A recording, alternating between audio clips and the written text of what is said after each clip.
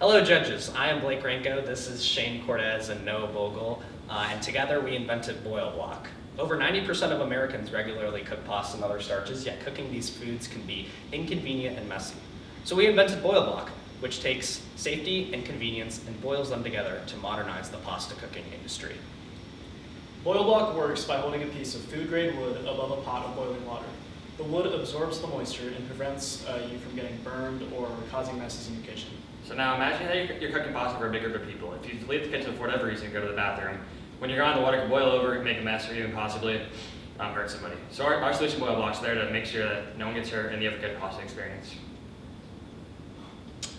As you can see on the screen, our product has come a long way in the few months we've spent researching and designing our product.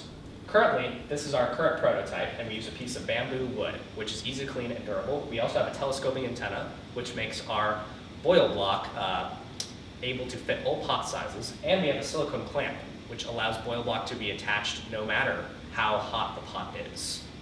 Here is a video that explains how it works. As you can see here, we're boiling pasta and the water is clearly boiling over, making a huge mess on the stove and causing flames to rise. The traditional method currently is to use this wooden spoon, but once I put that wooden spoon here, if I want to stir my pasta, I have to grab this wooden spoon, and this is hot to touch, which is very unsafe.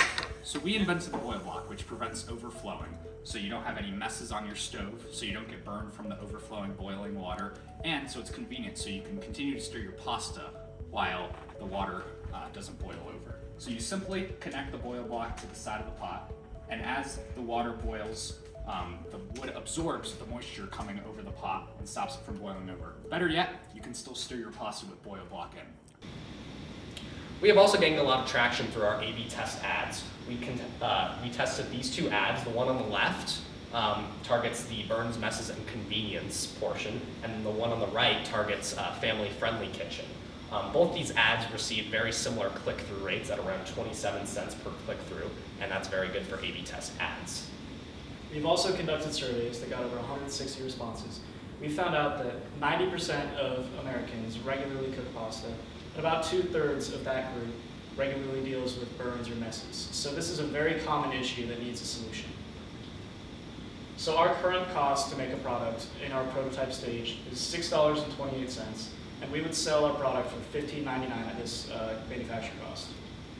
We are in active talks with Union Source Manufacturing, and we estimate that our cost of goods can get down to around $2 to $3, which would allow us to sell our product at $9.99, which is much better value for the customers, and we are also able to keep our margins high, around 70 to 80%.